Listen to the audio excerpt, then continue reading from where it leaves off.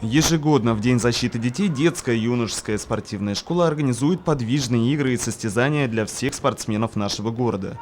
Принять участие в них может любой желающий, однако, как отмечают организаторы, привлечь детвору со стороны практически не удается. Даже заядлым спортсменам из числа многочисленных воспитанников спортшколы хочется отложить привычные заботы и отдохнуть в первый день законных каникул.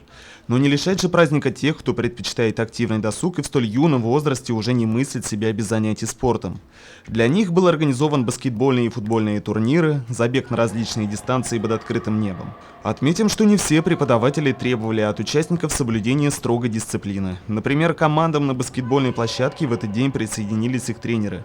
А легкоатлетическая беговая дорожка на стадионе Труд быстро сменилась на импровизированную полосу препятствий с лазанием, прыганием и кувырками в личный зачет на время. В данный момент в нашей школе, культивируется 9 видов, но сегодня мы проводим, мероприятия для наших детей, хоть и у нас учебный процесс заканчивается, но мы с тренерским советом решили провести для них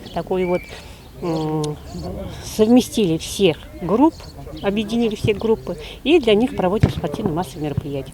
Я надеюсь, что наша программа по поддержке наших детей, талантливых детей, она и актуальна, и вы видите, что наши дети, мы развиваем все-таки любовь к спорту.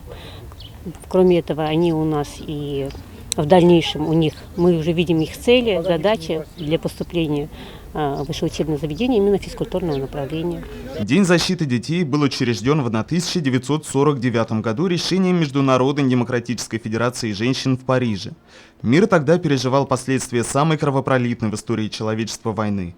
Тысячи осиротевших детей нуждались в поддержке частных и правительственных организаций. Сегодня, в наш относительно мирный век, оберегать детей, по мнению преподавателей спортивной школы, приходится от, как бы парадоксально это ни звучало, современных благ цивилизации. Наверное, я бы сейчас сказал, что у нас основная проблема у всех детей. Дети у нас сейчас в основном сидят возле компьютера. А раз человек сидит, не двигается, это же со здоровьем можно, как говорится, уже сомневаться, что у него полноценное здоровье. Поэтому те дети, которые ходят, неважно на какую секцию, в данном случае у нас на футбол ходят, они уже в выигрышном положении, мне кажется. В любом случае, те дети, которые здоровы, они и учатся лучше. И все остальное, сами понимаете, нас бич алкоголизм, табакокурение, наркотики и так далее. Все-таки спортсмены под присмотром и воспитаны уже немножко по-другому, и эта проблема тоже где-то уходит на второй план. Любопытно, что схожие мнения по этому вопросу высказывают и воспитанники детской спортивной школы. Проблема – это компьютер, потому что все дети почти что в нашем городе сидят в компьютере. А мы поддерживаем спорт.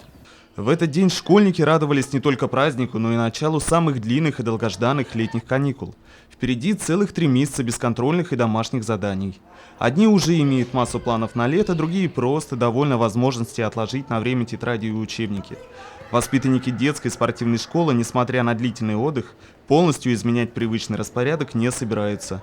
По крайней мере, пункт занятия спортом в нем остается обязательным. На тренировку ходить, отдыхать. Турниры всякие, тренировки. Ринат Музафаров, Радмир Асингулов, Любовь Карпова, телекомпания СТВ.